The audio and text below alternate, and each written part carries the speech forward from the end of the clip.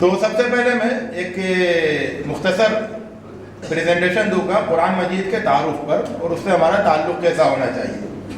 یہ ایک مختصر پریزنٹیشن ہوگا، پھر ہم اپنے اصل ٹاپک پہ آئیں گے. تو قرآن کا تعارف کس طرح سے خود قرآن مجید کراتا ہے. تو پہلی بات کیا ہے کہ ذالک الکتاب لا ریب فیہ ھدی. تو اس میں پہلی بات کیا ہے کہ ذالک الکتاب.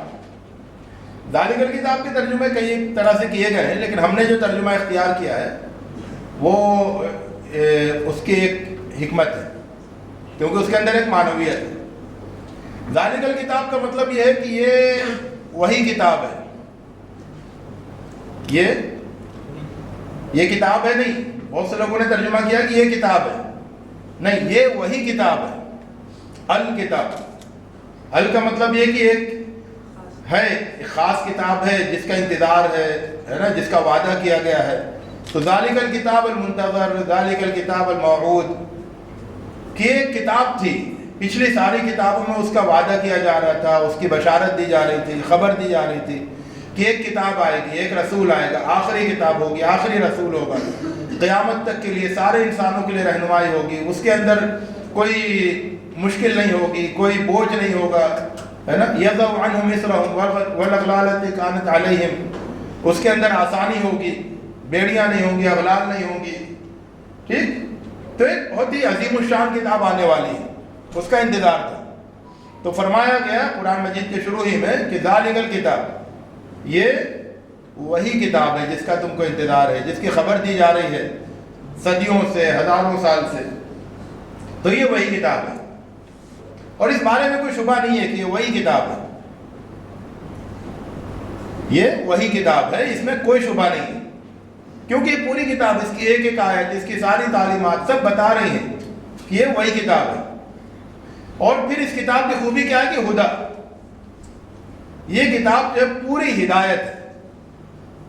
دیکھیں، دو طرح سے قرآن مجید کہتا ہے. توریت، انجیل وغیرہ کے بارے میں زیادہ تر قرآن مجید یہ کہتا ہے کہ فیہ ھدی، کہ اس میں ہدایت ہے. تو کسی چیز میں ہدایت ہونا اور کسی چیز کا ہدایت ہو جانا، دونوں میں فرق ہے. تو قرآن کے بارے میں قرآن مجید کہتا ہے کہ ھدی، یہ کتاب جو ہے یہ ہدایت ہے، یعنی پوری کی پوری، اس میں ایک ایک چیز، سب کچھ اس میں ہدایت ہے. ٹھیک، ہدایت کا پیکر ہے. تو یہ اس کا تعارف میں ایک بات یہ ہے. دوسری بات یہ ہے کہ قرآن عربی، یہ عربی میں ہے. عربی میں کس لیے ہے؟ کیونکہ یہ جس قوم میں نازل ہوئی وہ عرب تھے. عربوں میں کیوں نازل ہوئی؟ کیونکہ عرب جو ہے وہ مکے میں رہتے تھے، اور مکے میں خانہ کعبہ ہے، البلد الامین. اور خانہ کعبہ اور مکے کی پوری ایک تاریخ ہے، انبیاء تاریخ ہے نا. تو مکے میں آخری رسول کو آنا تھا، اور مکے میں جو ہے عرب رہتے تھے. عربوں کی زبان عربی تھی، اس لیے قرآن عربی میں نازل ہوا. ٹھیک، کیونکہ اللہ تعالیٰ نے بہت سی زبانیں بنائی ہیں. کیونکہ کہا جاتا ہے نا کہ بھئی عرب میں کیوں آیا، عربی میں کیوں آیا، انڈیا کا کیا ریلیونس ہے، انڈیا کے لیے کیوں یہ کتاب ہے کہ نہیں ہے. اگر انڈیا والوں کے لیے ہوتی تو یہ اردو میں ہوتی، ہندی میں ہوتی. یہ تو عربی میں، یہ عرب والوں کے لیے نہیں. آخری کتاب کو کسی ایک جگہ پر آنا تھا، کسی ایک قوم میں آنا تھا، کسی ایک زبان میں آنا تھا، اور وہاں سے زبانوں کے قانون کے تحت، زبانوں کا جو قانون ہے اس کے تحت ساری دنیا میں پھیلنا تھا. کسی بھی زبان میں کوئی اچھی بات اگر ہوتی ہے تو وہ ساری زبانوں میں پھیل جاتی ہے. یہ زبانوں کا قانون ہے، اللہ تعالیٰ کا بنایا ہوا ہے. ٹھیک، ایک زبان سے دوسری زبان میں منتقل ہوتا ہے. البتہ یہ ہے کہ یہ چونکہ آخری کتاب ہے اور کہیں نہ کہیں آنی ہے، تو ایک جگہ، ایک قوم اور ایک زبان میں آئے گی. اس کے لیے مناسب ترین جگہ جو ہے مکہ کی، کیونکہ اس کی ایک پوری تاریخ ہے. پھر کیا ہے، غیر ذی عوج، اس میں کوئی ٹیڑھ نہیں ہے، کیونکہ یہ صراط مستقیم کی طرف بلاتی ہے. تو اس میں کوئی بھی چیز جو ہے وہ ٹیڑھی نہیں ہے، غلط راستے پر لے جانے والی نہیں. اس کی ہر آیت اس کی گواہی دیتی ہے. پھر اس کی ایک اور تعریف یہ ہے قرآن مجید کے تعارف میں کہ مصدقا لما بین یدیہ من الکتاب ومہیمنا علیہ. مصدقا کے دو ترجمے کیے جاتے ہیں. ایک یہ ہے کہ وہ تصدیق کرنے والی ہے، اور ایک یہ کہ وہ مصداق ہے. تصدیق کرنے کا مطلب کیا ہے کہ قرآن یہ کہتا ہے کہ توریت اللہ کی کتاب، قرآن یہ کہتا ہے انجیل اللہ کی کتاب، قرآن یہ کہتا ہے صحف ابراہیم اللہ کی کتاب، قرآن کہتا ہے زبور اللہ کی کتاب۔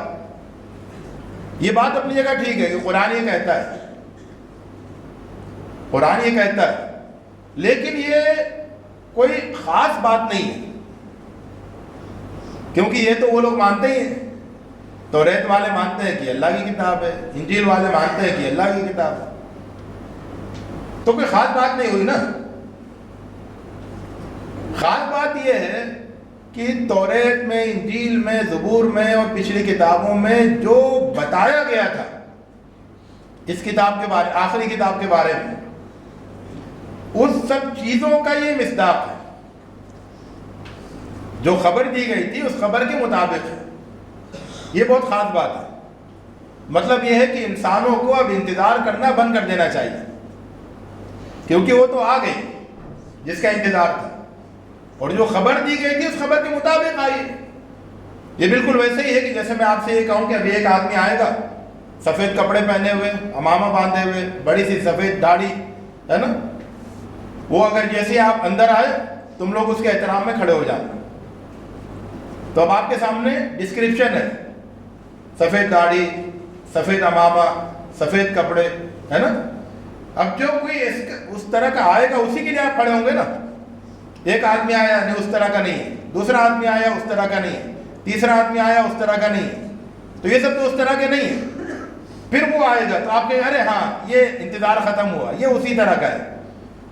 تو جو باتیں بتائی گئی تھی اس کا مصداق، تو قرآن مجید مصداق ہے ان باتوں کا جو آخری کتاب کے بارے میں بتائی گئی تھی، وہ ساری چیزیں اس کے اندر پائی جاتی ہیں۔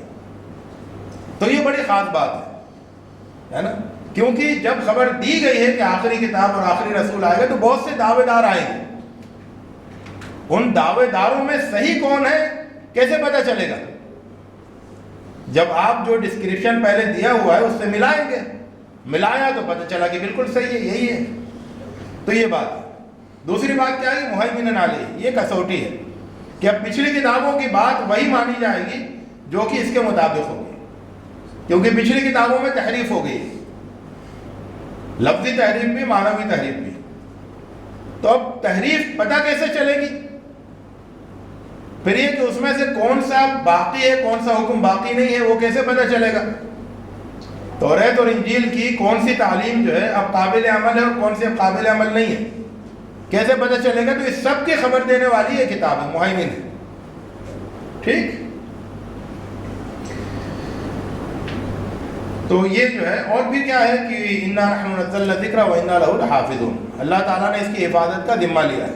تو یہ ایک محفوظ کتاب ہے، اور اس کی بھی ساری دلیل موجود ہے اس کے محفوظ ہونے کی۔ اور پھر یہ ایک آسان کتاب ہے، وَلَقَدْ يَسَّرْنَا الْقُرْآنَ لِلذِّكْرِ۔ آسان کتاب ہونے سے کیا ہوا؟ یہ ایک بہت اہم بات ہے۔ جب قرآن بار بار یہ کہتا ہے کہ یہ آسان کتاب ہے، کیوں کہتا ہے؟ کیونکہ اس سے پہلے کی جو کتابیں تھیں وہ آسان نہیں تھیں، وہ عوام کے پڑھنے کی نہیں تھی۔ ایک زمانہ ایسا گزرا انسانیت کا جب کہ رسول آتے تھے کتاب نہیں ہوتی تھی، کیونکہ اس وقت کے انسان جو ہے وہ کتاب کو سمجھنے کے اہل نہیں ہوئے تھے۔ پھر ایک زمانہ شروع ہوا، کتابیں آنے لگی حضرت ابراہیم علیہ السلام سے، ہے نا۔ اس سے پہلے جتنے نبی ہیں قرآن مجید میں ان کے ساتھ کتابوں کا ذکر نہیں ملتا ہے۔ تو پہلی کتاب جس کا ذکر قرآن میں ملتا ہے وہ صحف ابراہیم ہے، اس کے بعد کتابیں آنے لگیں۔ لیکن یہ کتابیں جو آتی تھی یہ نبی پڑھ کر سناتا تھا، سمجھاتا تھا، نبی کے جو خاص شاگرد ہوتے تھے وہ پڑھ کر سناتے تھے، اور ان کے بعد جو لوگ ہوتے تھے وہ۔ اسی لیے آپ دیکھیں گے کہ آج بھی ان کتابوں کو عوام نہیں پڑھتے ہیں۔ جتنی بھی کتابیں اس بات کا دعویٰ کرتی ہیں کہ وہ آسمانی کتابیں ہیں، ہے نا، ان کو عوام نہیں پڑھتے ہیں۔ اچھا، ایک صاحب ابھی بھی سو رہے ہیں تو ان کو اٹھانے کے لیے کیا 2 آدمی مل کے ان کا مساج کریں گے تب ان کی نیند بھاگے گی۔ تو کیا ہوا کہ کچھ کتابیں جو ہیں، جو ابھی کتابیں ہیں جن کے بارے میں کہا جاتا ہے کہ آسمانی کتابیں ہیں، آپ دیکھیں کہ عوام نہیں ان کو پڑھتے ہیں۔ ان کو پڑھ کر بتانے، ان کی تفسیر کرنے والے الگ لوگ ہوتے ہیں۔ تو کیا کہتے ہیں کہ کچھ بھی ان کے بارے میں بتا دیتے ہیں، عوام مان لیتی ہے، وہ کچھ بھی بتا دیتے ہیں، تو وہ لفظی تحریف بھی کر دیتے ہیں، معنوی تحریف بھی کر دیتے ہیں، اور لوگ اس کو نہیں پکڑ سکتے کیونکہ ان کی ریچ میں ہوتا نہیں ہے۔ یہ جو آخری رسول ہے، آخری کتاب ہے، یعنی ختم نبوت، اس کا تقاضا یہ تھا، ختم نبوت کا تقاضا یہ تھا کہ اب یہ جو آخری کتاب ہے یہ خاص لوگوں کے بیچ میں نہیں رہے، بلکہ عام لوگوں کے بیچ میں رہے، عام لوگوں کی رسائی میں رہے، تاکہ یہ جب سب کی نظر میں رہے گی تو پھر اس میں تحریف نہیں ہو سکتی ہے۔ جب کچھ لوگوں کے پاس رہے گی کوئی کتاب تو تحریف ممکن ہے، لیکن جب کتاب سب کے پاس آ گئی اور سب اس کو پڑھ رہے ہیں، سب اس کو سمجھ رہے ہیں، تو پھر تحریف نہیں ہو سکتی ہے۔ پھر تو یہ ہوگا کہ حضرت عمر رضی اللہ تعالیٰ عنہ نے قانون بنایا مہر کے بارے میں، ایک عام عورت نے کہہ دیا کہ نہیں، قرآن کے خلاف ہے نا؟ تو جب عام لوگوں کے ہاتھ میں کتاب رہے گی تو تحریف نہیں ہوگی۔ تو ختم نبوت کا مطلب یہ ہوا کہ اب رسول تو نہیں آئے گا، لیکن امت کتاب کی علمبردار رہے گی، حامل رہے گی، اور جب امت رہے گی تو امت کے ذریعے حفاظت ہوگی، پوری امت اس کی حامل ہے نا، تو اس کی حفاظت ہوگی۔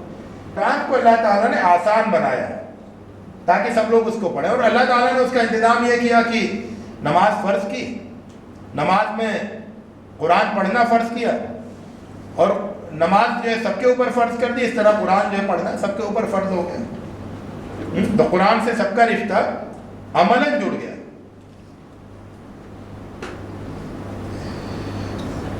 یہ کچھ قرآن مجید کے تعارف کے بارے میں کچھ ایسی باتیں تھیں جو قرآن مجید بتاتا ہے نا۔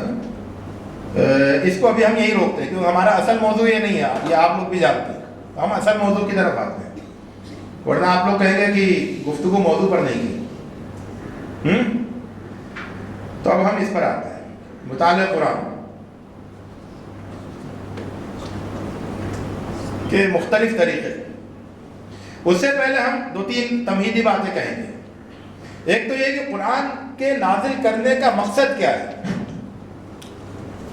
قرآن کے نازل کرنے کا مقصد کیا ہے۔ تو ایک تو عام بات ہم کہتے ہیں ہدایت، تو ہدایت تو بہت عام بات ہو گئی، لیکن اس کو جب آپ کبھی ایسا ہوتا ہے کہ ایک بڑی بات کو جب آپ کلاسیفائی کر دیتے ہیں، تقسیم کر دیتے ہیں، تو سمجھنا آسان ہو جاتا ہے۔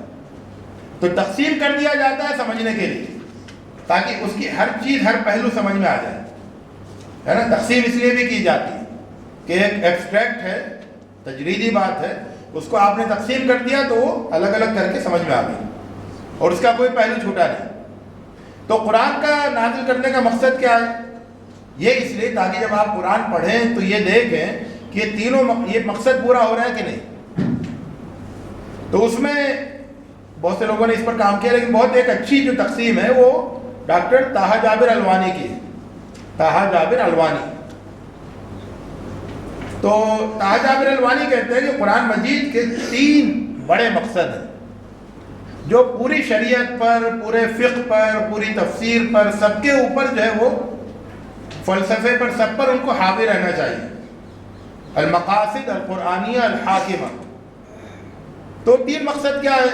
تو پہلا ہے توحید، یعنی اللہ تعالیٰ سے آپ کا تعلق۔ دوسرا ہے تزکیہ، یعنی اپنی ترقی، اپنی تربیت، اپنی تطہیر، یہ سب چیزیں۔ تزکیہ کا مطلب آپ جانتے ہیں کہ دونوں پہلو ہیں، کہ اپنی تطہیر بھی، پاکی، اور ترقی بھی، ہے نا، تنمیہ، ترقی، 2 ہو گئے۔ تیسری چیز ہے عمران، یعنی اس زمین کو اچھی طرح سے چلانا، بنانا، سنوارنا۔ تو آپ کا اللہ تعالیٰ سے رشتہ، آپ کا اپنے آپ سے رشتہ، آپ کا کائنات سے رشتہ، زمین سے رشتہ۔ تو آپ ایک زمین کے ایک اچھے شہری بنے، زمین کو سجانے، سنوارنے، بنانے والے، بگاڑنے والے نہیں۔ اور آپ اپنی صلاحیتوں کو صحیح رخ پر ترقی دیتے رہیں، آپ کا ایک اچھا ارتقاء ہو، اور آپ کا اللہ تعالیٰ سے تعلق جو ہے وہ بہت صحیح اور مضبوط ہو، وہ جو مطلوبہ تعلق ہے۔ تو قرآن مجید کی جو پوری تعلیمات ہیں وہ آپ کے ان 3 مقاصد کو پورا کرتی ہیں، جس کے نتیجے میں بندہ اللہ تعالیٰ سے تعلق اس کا قائم ہوتا ہے، اس کی اپنی شخصیت بہت اچھی بنتی ہے، اور زمین میں وہ ایک اچھا رول ادا کرتا ہے۔ قرآن کی تاثیر، اس پر ہم بات کریں گے کہ قرآن جب ہم پڑھتے ہیں تو اس کا اثر کہاں کہاں ہوتا ہے۔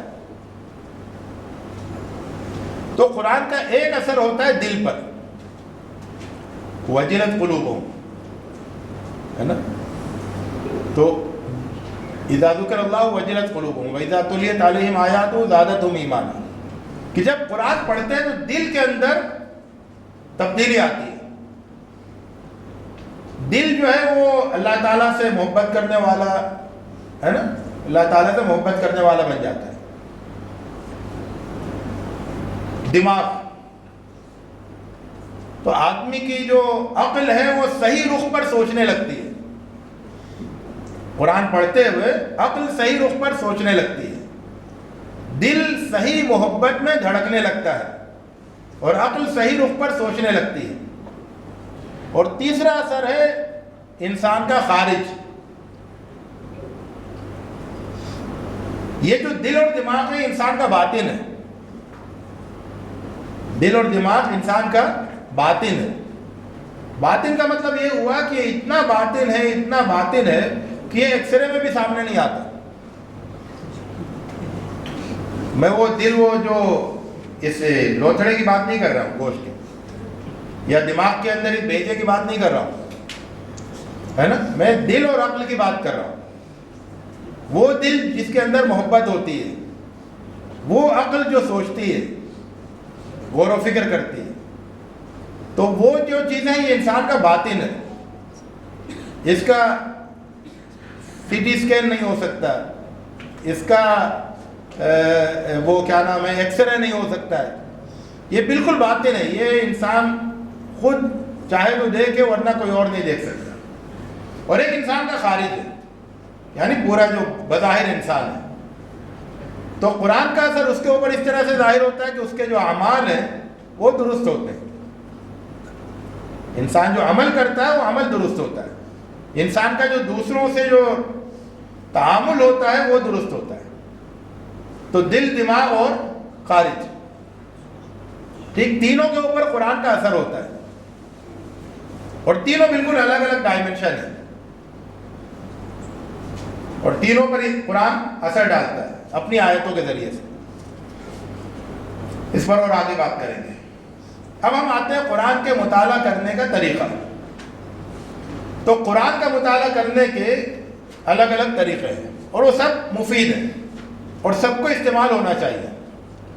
میں کچھ باتیں آپ کے سامنے رکھوں گا، جیسے ایک ہے تجزیاتی مطالعہ قرآن، تجزیاتی مطالعہ قرآن، اینالیٹیکل اسٹڈی آف قرآن، ہے نا، تفسیر التحلیلی للقرآن۔ تو اس میں آپ کیا کرتے ہیں، عام طور سے جو تفسیریں لکھی گئی ہیں وہ اسی طرح سے لکھی گئی ہیں کہ آپ قرآن مجید کے، مطلب آپ نے سورہ فاتحہ لی، تب سورہ فاتحہ میں آپ شروع کرتے ہیں ایک ایک لفظ کو سمجھتے ہوئے، بسم اللہ کے بعد پھر آپ آئیں گے الحمدللہ رب العالمین۔ تو الحمد کا معنی کیا ہے، اس میں جو اللہ کا ہے اس کا مطلب کیا ہے، پھر حمد کا مطلب کیا ہے، للہ، پھر رب، پھر عالمین، ہے نا، پھر الرحمن الرحیم، الرحمن الرحیم میں کیا فرق ہے نا، مالکی، پھر یوم الدین۔ ایک ایک لفظ کو آپ سمجھتے ہوئے چلتے ہیں، اور ایک ایک لفظ کو کے بارے میں پھر جملوں کو آپ سمجھتے ہیں، ہے نا۔ تو اس میں جو ہے یہ پہلو ہو تو یہ مطالعہ مکمل ہوتا ہے۔ اس میں کیا ہے کہ ایک تو الفاظ، ہر لفظ کا مفہوم آپ کو معلوم ہو، کس لفظ کا مفہوم کیا ہے، اس کی ریچ کتنی ہے، اس کے ابعاد کیا ہے، ڈسٹینس ہے، وہ آپ کو معلوم ہے۔ پھر جملے، جب جملہ بنتا ہے تو جملہ کس نوعیت کا ہے، اس کو آپ سمجھیں، ہے نا۔ کبھی جملہ جو ہے وہ مثال کے طور پر ایاک نعبد و ایاک نستعین، تو ایاک نعبد جملہ ہے، لیکن اس جملے کی ایک خاص بات ہے۔ خاص بات کیا ہے، کون بتائے گا؟ جی بتائیے۔ ہم تیری ہی عبادت کرتے ہیں۔ تو اس میں خاص بات کیا ہے، ایاک نعبد؟ نعبد کا نستعین کا بھی تو ہو سکتا تھا، ایاک کا ہاں نعبدو کا عام سادہ جملہ ہوتا تو نعبدو کا ہوتا، ہم تیری عبادت کرتے ہیں نعبدو کا، لیکن آخر میں کہا کہ بجائے پہلے ایاک ہو گیا، ایاک نعبدو، تو جملہ بدل گیا ہے نا، جملہ بدل گیا تو اس کا مفہوم بدل گیا، ٹھیک، اس کے اندر ایک حصر پیدا ہو گیا، ایکسکلوزیونس پیدا ہو گیا کہ پہلے یہ تھا کہ ہم تیری عبادت کرتے ہیں، لیکن اس میں ہے کہ ہم تیری ہی عبادت کرتے ہیں، کسی اور کی نہیں۔ تو جملوں کی اپنی ترکیب ہوتی ہے، ہر جملے کا اپنا ایک اسٹرکچر ہوتا ہے، اس کو آپ سمجھتے ہیں، پھر اسلوب کو سمجھتے ہیں، ہے نا، کہ اس میں اسلوب کون سا ہے، کہیں پر یہ ہوتا ہے کہ اسلوب میں بڑی قوت پائی جاتی ہے، کہیں تاکید پائی جاتی ہے۔ اسی طرح سے پھر نظم کلام کہ آپ یہ دیکھتے ہیں کہ یہ جو آیت ہے، اس آیت سے پہلے کیا تھا، اس آیت کے بعد کیا تھا، اس پوری صورت کا ماحول کیا ہے، پوری صورت کا عمود کیا ہے، مرکزی مضمون کیا ہے، پھر اس صورت میں بھی جہاں پر وہ آیت ہے اس کے آس پاس کا ماحول کیا ہے، پھر جو صورت ہے اس صورت کے آس پاس کی صورتوں کا کیا ماحول ہے۔ قرآن مجید میں کیا ہوتا ہے کہ جب آپ دیکھیں گے تو ایسا لگتا ہے نا کہ الگ الگ محلے ہیں، الگ الگ علاقے ہیں، ان علاقوں کی اپنی خصوصیات ہیں۔ جیسے آپ زمین پر چلتے ہیں نا تو آپ دیکھتے ہیں کہ اگر آپ چلے گئے نارتھ ایسٹ کی طرف تو وہاں کے لوگ جو ہیں وہ الگ طرح کے ملتے جلتے لگتے ہیں نا، تو دیکھتے ہی پتہ چل جائے نارتھ ایسٹ میں کئی ریاستیں ہیں، لیکن ان کو دیکھ کے آپ کہہ دیں گے بھائی یہ نارتھ ایسٹ کا ہے، کہاں کا ہے یہ بعد میں معلوم ہوگا، لیکن یہ ہے نارتھ ایسٹ کا، یہ کہاں کا ہے یہ ساؤتھ کا ہے، اب وہ تامل ناڈو کا ہے یہ کیرلا کا ہے اس کے بعد بتائے گا، لیکن ایک محلہ ہوتا ہے۔ اسی طرح قرآن مجید میں بھی صورتوں کے ایک ایک محلے ٹائپ کے ہوتے ہیں، علاقے ٹائپ کے ہوتے ہیں، ان کی اپنی خصوصیات مشترک ہوتی ہیں۔ تو نظم کلام کا دائرہ بہت بڑا ہے، اس پر الگ سے مطالعہ آپ کو کرنا چاہیے، اور علامہ حمید الدین فرائی رحمۃ اللہ علیہ کی جو تفسیر ہے یا تدبر قرآن کے کا مقدمہ جو ہے اس میں آپ تدبر قرآن کے مقدمے میں آپ اس کے بارے میں تفصیل سے آپ کو ملے گا کہ نظم قرآن یا نظم کلام کیا ہے۔ سبب نزول کی آیت جو نازل ہوئی یا یہ سورہ نازل ہوئی، اس کا سبب کیا تھا، کس حوالے سے نازل ہوئی، اس کو بھی جاننے کے دو طریقے ہیں۔ ایک طریقہ یہ ہے کہ کوئی آپ کو روایت مل جائے جس میں یہ بتایا گیا ہو کہ یہ سورت جو ہے اس لیے نازل ہوئی یا یہ آیت اس موقع پر نازل ہوئی، اور کبھی کیا ہوتا ہے کہ خود آیتوں کا جو سیاق و سباق ہے، کنٹیکسٹ ہے، وہ آپ کو بتاتا ہے کہ یہ کس سلسلے میں نازل ہوئی ہوگی، آپ کو خود پتہ چل جاتا ہے کہ کن لوگوں کے سلسلے میں یہ آیت نازل ہوئی ہوگی، وہ آس پاس کا سیاق و سباق آپ کو بتاتا ہے۔ پھر اجمالی مفہوم آپ جاننا چاہتے ہیں کہ سورہ فاتحہ لفظ بلفظ پڑھ لی تو پھر اس کا اجمالی مفہوم کیا ہے، اس میں خاص خاص باتیں کیا ہیں۔ پھر آپ اس کی بھی کوشش کرتے ہیں کہ اس کا حالات پر انطباق کریں کہ ہمارے موجودہ حالات میں میری زندگی کے جو خاص مسائل ہیں اس میں یہ آیتیں کیا رہنمائی کر رہی ہیں، ان سے کیا تعلق ہے، کیا مناسبت ہے۔ پھر آپ جب پڑھتے ہیں تو پھر جہاں مشکل آپ کو لگتا ہے کہ مشکل مقامات ہیں، ہے نا، قرآن مشکل نہیں ہے لیکن ہماری اپنی کمزوریوں کی وجہ سے، بعض اسباب کی وجہ سے لگتا ہے کہ یہ بات ہماری سمجھ میں نہیں آ رہی، تو اب یہ جو ہے یہ آپ تجزیاتی مطالعہ قرآن ہوتا ہے، اس میں زیادہ فوکس جو ہے وہ الفاظ کو، جملوں کو سمجھنے میں ہوتا ہے۔ جب آپ جملے الفاظ سب سمجھ لیتے ہیں تو پھر آپ کو ایسا لگتا ہے کہ آپ کا مطالعہ پورا ہو گیا۔ اب ہم آتے ہیں اگلے طریقے پر، یہ ہوتا ہے موضوعاتی مطالعہ قرآن، التفسیر الموضوعی للقرآن۔ اس میں کیا ہوتا ہے، اس میں یہ ہوتا ہے کہ آپ آیتیں پڑھتے جاتے ہیں اور ہر آیت میں جو موضوع ہے اس موضوع پر فوکس کرتے ہیں الفاظ سے زیادہ۔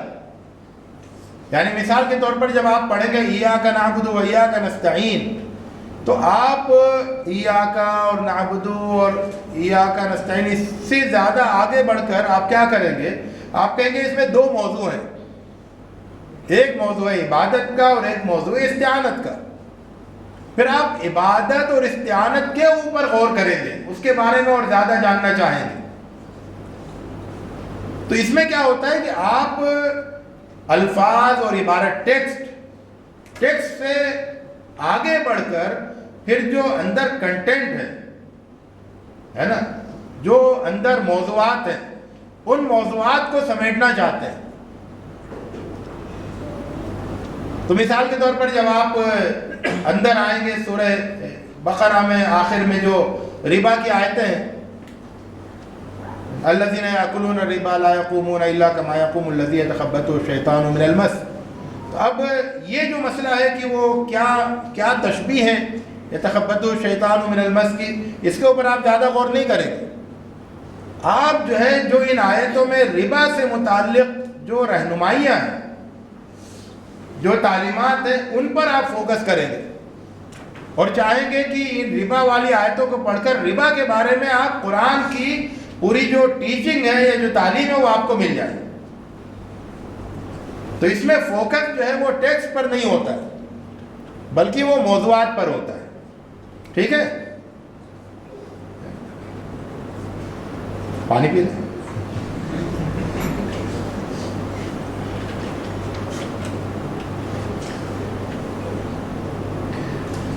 تو مثال کے طور پر یہ جو آیت ہے, یا ایھا الناس انا خلقناکم من ذکر و انثی وجعلناکم شعوبا وقبائل لتعارفوا ان اکرمکم عند اللہ اتقاکم. بہت مشہور آیت ہے, آپ سب لوگوں نے پڑھی اور سنی ہو. تو اب اس پر جب آپ دیکھیں گے موضوعات اس میں کتنے ہیں, ہے نا, تو بہت سارے موضوعات مل جائیں گے آپ کو. پہلا موضوع جو ہے وہ انسان کی تخلیق کا ہے, کہ اللہ کے ذریعے ہوئی. قبیلوں اور قوموں میں تقسیم کیا گیا, اس کی حکمت, اس پر آپ غور کریں گے. افضلیت کا ایک معیار ہوتا ہے, اس پر غور کریں گے.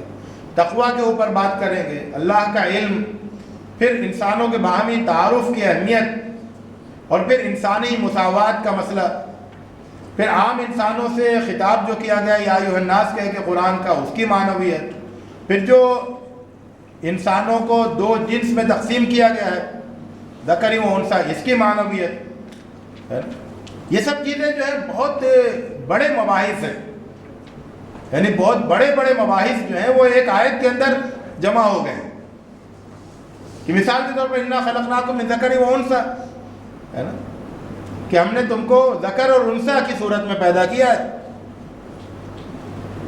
تو جب ذکر اور انثی کی صورت میں پیدا کیا ہے تو پھر گویا کہ اصل جو انسانوں کی تقسیم وہ دو جنس کی ہے, میل اور فیمیل. تو اس کے بعد جو بہت سارے دعوے ہیں وہ قرآن ان کو تسلیم نہیں کرتا ہے. تو آپ کو ایک ڈائریکشن ملتا ہے جینڈر کو سمجھنے کا. تو ایسی کئی چیزیں آپ کو ملیں گی جب آپ قرآن مجید میں کے موضوعات پر غور کریں گے.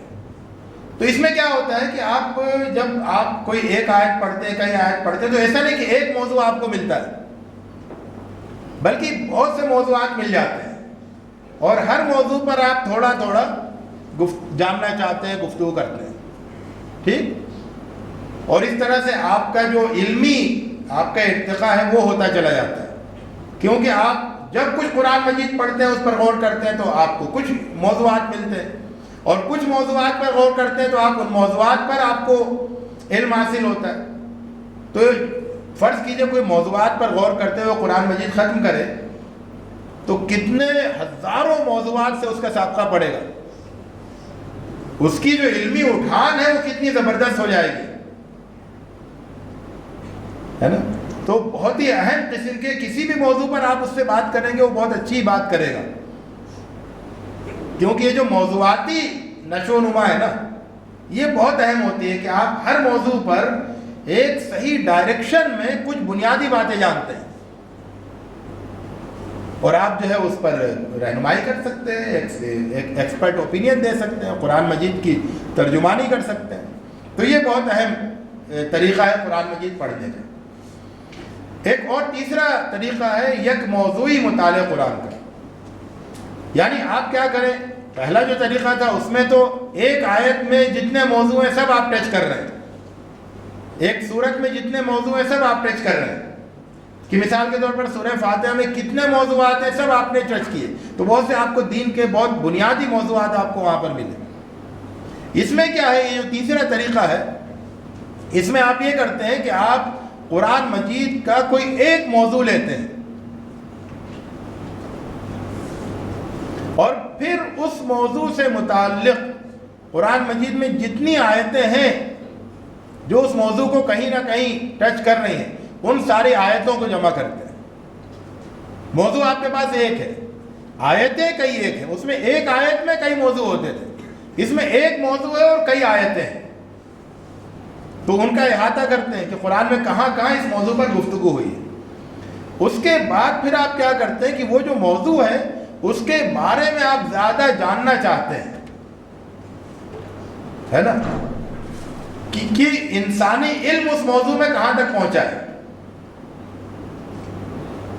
کہ مثال کے طور پر شورائیت ہے، وہ امرہم شورا بینہم، تو قرآن کا ایک موضوع ہے، آپ نے شورائیت کا ایک موضوع لیا وہاں سے کہ اس پر ہم تیاری کریں گے، اب اس سے متعلق قرآن کی آیتیں آپ نے جمع کی، ایک جگہ ہے وشاورہم فی الامر،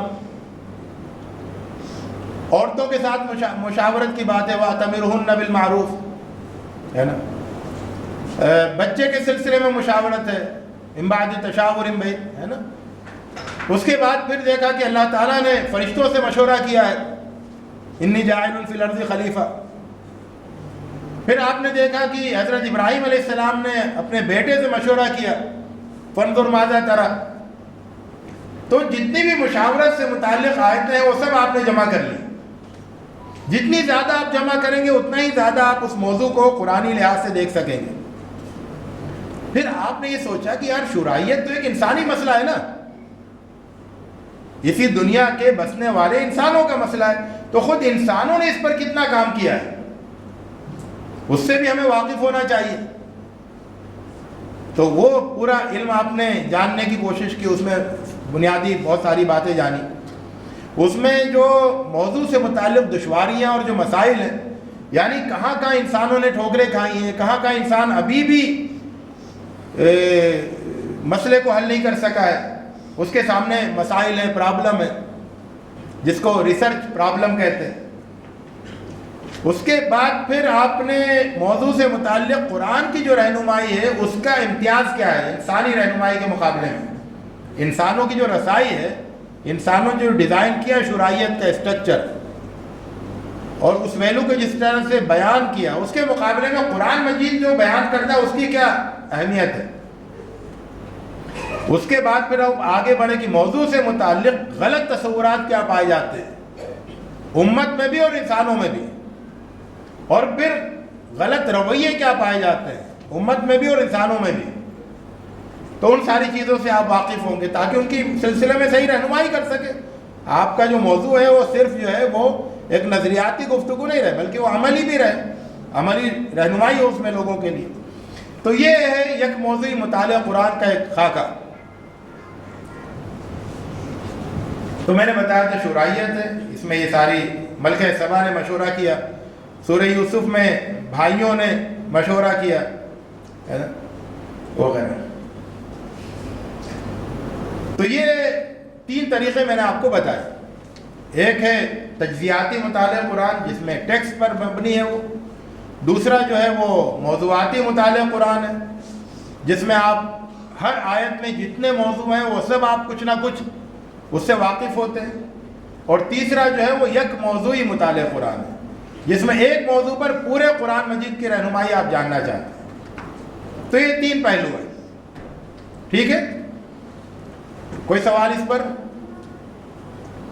وقت کتنا بچا ہے؟ 10 منٹ۔ ہاں، کوئی سوال؟ شروعات کس سے کرنی چاہیے؟ ہم یہ 3 میں سے کون سے اس سے شروع کیسے کریں؟ اچھا، یہ شروعات جو لفظ ہے نا یہ اردو کلاس سے غلط ہے نا، لیکن ہم سب اس کو استعمال کرتے ہیں، تو آپ ابتدا کہیں، آغاز کہیں، شروع کہیں، شروعات کہیں۔ تو اس میں میرا اپنا جو مشورہ ہے وہ یہ کہ ایک تو آپ کا تجزیاتی مطالعہ قرآن کا ایک سفر جاری رہنا چاہیے، اسی کے پیرلل میں ایک موضوعاتی مطالعہ قرآن کا بھی سفر رہے، اور اس کے پیرلل میں آپ کچھ موضوعات سے متعلق میرا مشورہ یہ ہے کہ اگر اور یہ بہت اہم ہے جو موضوعاتی یک موضوعی مطالعہ قرآن ہے، وہ اس لیے اہم ہے کہ آپ دیکھیں کہ قرآن کیا ہے؟ قرآن رہنمائی ہے نا۔ رہنمائی کا مطلب قرآن میں بہت سے موضوعات پر قرآن کی رہنمائی ہے، بہت سے سوالات ہیں، بہت سے ایشوز ہیں، ان پر قرآن کی رہنمائی ہے۔ اب اگر آپ نے عبارت کو اچھی طرح بار بار پڑھ رہے ہیں لیکن رہنمائی پر غور نہیں کر رہے ہیں، جو موضوعات ہیں ان پر بات نہیں کر رہے ہیں، تو اس کا مطلب یہ ہوا کہ آپ قرآن سے ابھی بھی فاصلے پر ہیں۔ اس کی مثال جو ہے کہ علامہ رشید رضا نے اپنی ایک مضمون میں کہا ہے کہ یہ کیا بات ہے کہ لیبیا کے ایک شہر کا نام انہوں نے لیا کہ وہاں کے لوگ جو ہیں فجر کی نماز میں سورۃ الشورى پڑھتے ہیں، ہر مسجد میں وہاں سورۃ الشورى پڑھی جاتی ہے، ایک معمول ہے، بہت سی مسجدوں میں الگ الگ امام صاحب پڑھتے ہیں نا، تو وہاں پر جو ہے اکثر مسجدوں میں فجر میں سورہ شورى کی تلاوت ہوتی ہے۔ کہا وہ سب لوگ سورہ شورى فجر میں پڑھتے ہیں، لیکن اسلام کا جو شورائی نظام ہے اس پر وہاں کوئی بات نہیں کرتا ہے، کوئی نہیں سوچتا ہے، کوئی گفتگو نہیں کرتا ہے۔ تو قرآن کیا ہے؟ قرآن تو موضوعات کا مجموعہ ہے، آپ کو پہلی نظر میں وہ الفاظ کا مجموعہ دکھتا ہے، لیکن گہری نظر میں وہ موضوعات کا مجموعہ ہے۔ تو جب موضوعات کا مجموعہ ہے تو ہر موضوع پر کام ہونا چاہیے، ریسرچ ہونا چاہیے، تحقیق ہونی چاہیے۔ لیکن اس سلسلے میں مسلمانوں میں بڑی غفلت رہی ہے کہ انہوں نے الفاظ کا مجموعہ سمجھا قرآن مجید کو، الفاظ پر بہت کام کیا ہے لیکن موضوعات پر کام بہت کم ہوا ہے۔ تو اس کا نتیجہ کیا ہے؟ اس کا نتیجہ یہ ہے کہ قرآن مجید کہتا ہے وَأَمْرُهُمْ شُورَىٰ بَيْنَهُمْ، اتنی بنیادی تعلیم دیتا ہے، لیکن آپ کو 100 سال سے پہلے کوئی کتاب ایسی نہیں ملے گی، بلکہ 50 سال سے پہلے جو شورائیت کے موضوع پر لکھی گئی ہو۔ کسی کتاب میں کوئی چیپٹر نہیں ملے گا شورائیت کے نام سے، کسی کتاب میں کوئی چیپٹر نہیں ملے گا شورائیت کے نام سے، اور بہت بڑا تفسیری ذخیرہ ہے، بہت بڑا علوم القرآن کا ذخیرہ ہے، بہت بڑا دینی ذخیرہ ہے۔ تو یہ کیا ہے؟ کیوں ہے؟ کیونکہ قرآن کے موضوعات پر توجہ نہیں ہوئی، ادھر سے غفلت رہی ہے، الفاظ پر توجہ زیادہ رہی ہے۔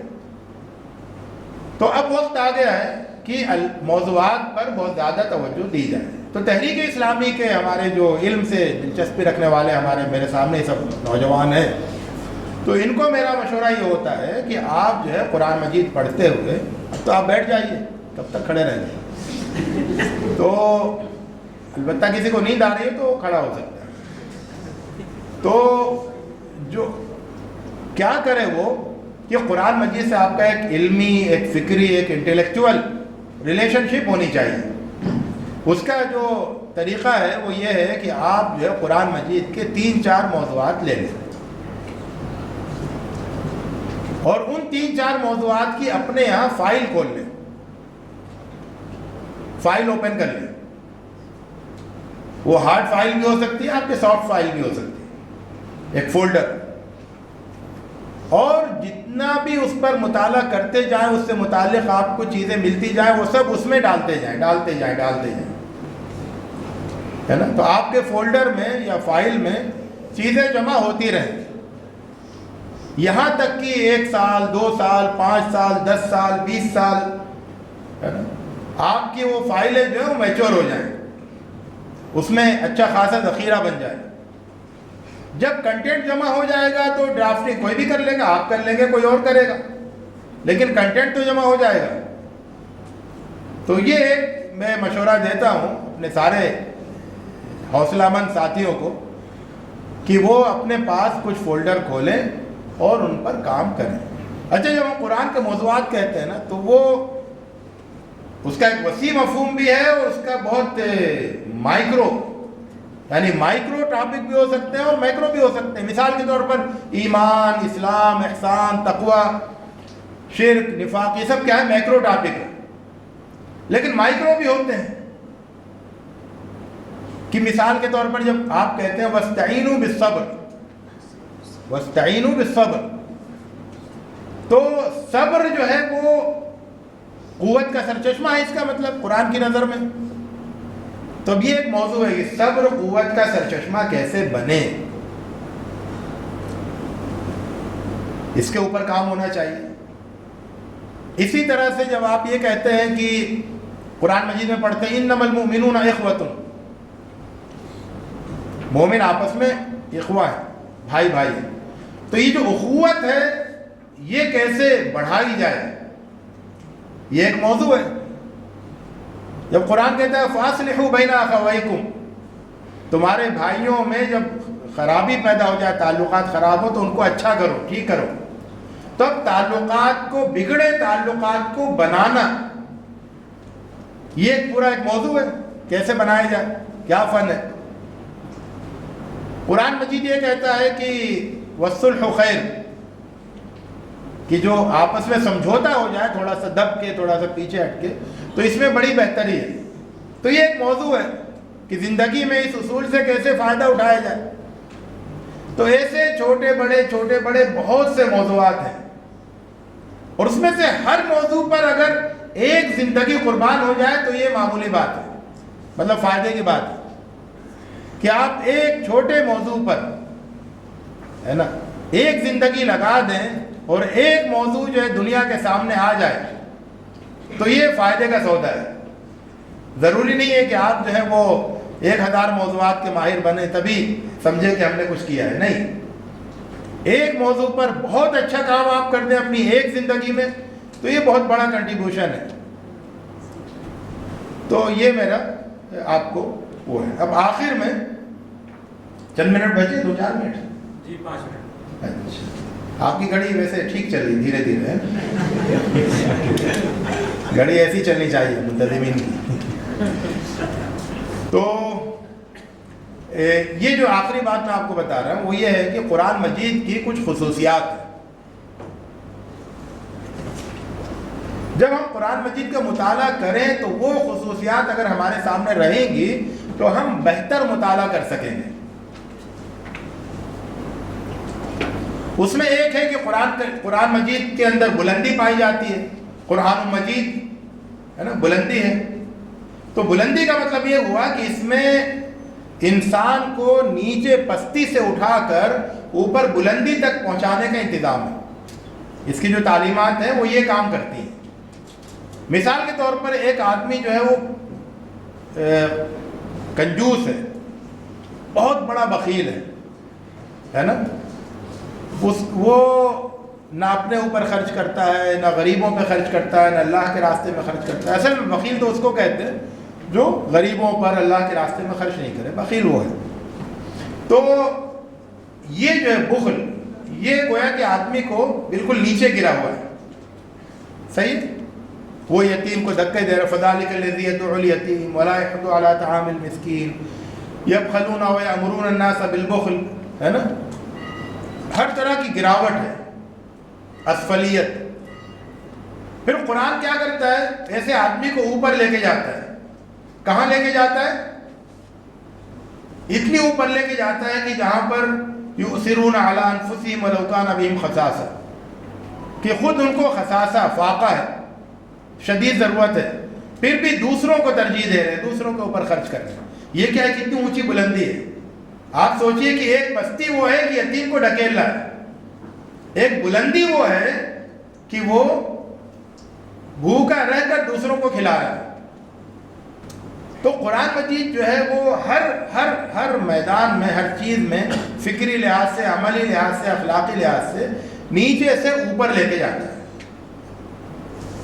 اعتقادی پہلو سے، ہر لحاظ سے.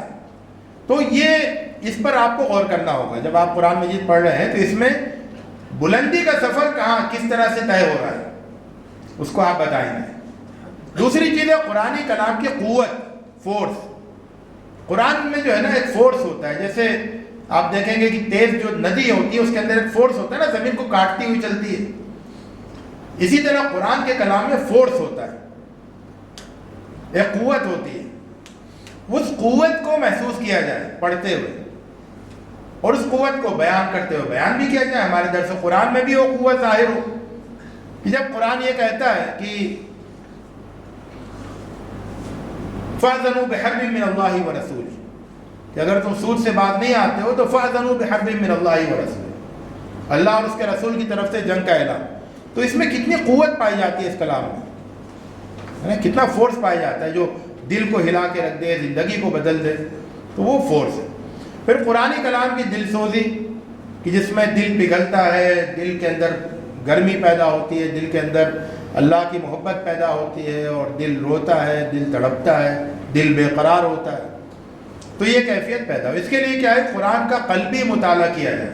قرآن کا قلبی مطالعہ کیا ہے؟ قرآن کا قلبی مطالعہ یہ ہے کہ آپ قرآن پڑھتے ہوئے یہ سوچیں کہ ان آیتوں سے اللہ تعالیٰ کی مجھ سے کتنی محبت ظاہر ہوتی ہے۔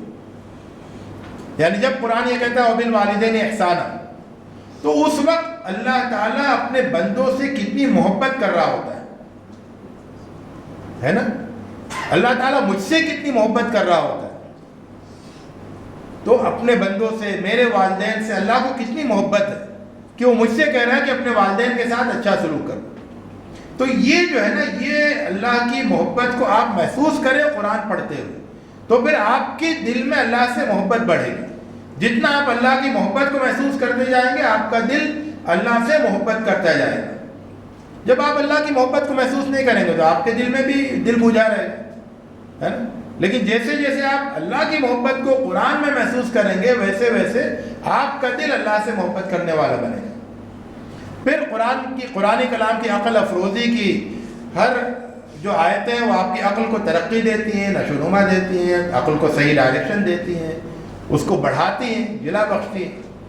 تو یہ کام ہونا چاہیے۔ اس کے لیے قرآن مجید کا عقلی مطالعہ ہونا چاہیے۔ عقلی مطالعے میں یہ ہے کہ ہر جگہ یہ کیوں اور کیسے کا سوال ہونا چاہیے، ہے نا؟ ایسا کیوں، ایسا کیسے، اور اس پر کیسے عمل ہوگا۔ جیسے مثال کے طور پر بالوالدین احسانہ، تو آج کے زمانے میں میرے حالات میں والدین کے ساتھ احسان کی شکل کیا بنے گی، اس پر غور کرنا۔ تو یہ سب سے آپ کی عقل جو ہے وہ صحیح موضوعات پر کام کرنے والی بنے گی، ورنہ پتہ نہیں کن کن جگہ بھٹکتی رہے گی۔ اسی طرح قرآنی کلام کی بنیاد سازی، تأسیس، قواعد قائم کرنا، بنیادیں دینا، کہ مثال کے طور پر قرآن مجید جو ہے وہ ایک ایک آیت میں جگہ جگہ اصول دیتا ہے، اصول دیتا ہے نا، کہ مثال کے طور پر جب قرآن نے کہا، ان لوگوں نے کیا کہا کہ انما البیع مثل الربا، کہ بیع ربا کی طرح سے، سود کی طرح سے، خرید و فروخت سب ایک ہی ہے۔ قرآن کہتا ہے حرم اللہ البیع احل اللہ البیع وحرم الربا، فرق ہے دونوں میں، بیع حلال ہے اور ربا حرام ہے۔ تو اس کا مطلب ایک اصول دیا، ایک بنیاد دے دی، اس بنیاد پر آپ اپنی عمارت کھڑی کریں گے۔ تو ایسی بہت سی بنیادیں قرآن مجید میں ملتی ہیں، تو ان بنیادوں کو تلاش کیا جائے، کیونکہ ایک بنیاد اگر آپ میں مل گئی تو اس کے اوپر ایک شاندار عمارت تعمیر ہو سکتی ہے فکر و عمل کی۔ اور پھر قرآن کریم کی جو عملی رہنمائی ہے وہ بھی ایک بہت اہم باب ہے، کہ قرآن مجید یہ نہیں کہ آپ کو مجرد کچھ تھیوریٹیکل باتیں بتاتا ہے نا، خالی جنت جہنم سے ڈراتا ہے، نہیں، آپ کو بالکل عملی باتیں بتاتا ہے۔ کہ مثال کے طور پر قرآن مجید یہ کہتا ہے کہ جب تم نے قرض دیا سود پہ، اب کیا کرنا ہے؟ تو پہلی بات یہ کہ سود نہیں لینا ہے، صرف اپنا قرض واپس لینا ہے، جو اصل کیپٹل ہے وہ واپس لینا ہے۔ پھر وہ کہتا ہے اگر سامنے والا جو ہے وہ پریشان ہو، دینے کی پوزیشن میں نہیں ہو، جب تک وہ خوشحال نہیں ہو جائے، اچھے حالات نہیں ہو جائے، جب تک اس کو مہلت دے دو۔ یہ سب کیا ہے؟ یہ عملی رہنمائی ہے نا۔ اس نے یہ نہیں کہا کہ سود حرام ہے اور اس کے بعد اگر تم نے کیا تو جہنم میں، نہیں، وہ آپ کو قدم پکڑ کے، ہاتھ پکڑ کے بتا رہا ہے، ہاتھ پکڑ کے بتا رہا ہے نا، کہ تمہیں قدم کہاں رکھنا ہے، کہاں رکھنا ہے۔ سامنے راستہ بن رہی، ادھر چلو، ادھر چلو، تمہارے پیسے وہاں ہیں، تم نے اس کو دیے ہوئے ہیں اور وہ ابھی اچھے حالات نہیں ہیں اس کے، تو اس کو مہلت دو۔ پھر یہ کہا کہ اگر حالات اس کے نہیں اچھے ہو رہے ہیں تو اگر تم معاف کر دو تو اور بہتر ہے۔ تو اس طرح سے قرآن مجید عملی رہنمائی کرتا ہے۔ تو آپ کو یہ دیکھنا ہے کہ قرآن مجید کی عملی رہنمائی سے آپ عملیت سیکھیں، کہ کسی بھی قرآنی تعلیم کو پریکٹیکل اس کو پریکٹس کیسے کیا جائے گا۔ تو یہ کچھ بنیادی باتیں ہیں، یہ خصوصیات سامنے رہیں گی، ان کے اوپر اگر آپ سامنے رکھ کر جب آپ قرآن مجید کا مطالعہ کریں گے تو وہ بہتر اپروچ ہوگی۔ تو یہ باتیں جو مجھے آپ کے سامنے کہنی ہے، پھر انشاءاللہ اگلے سیشن میں ہم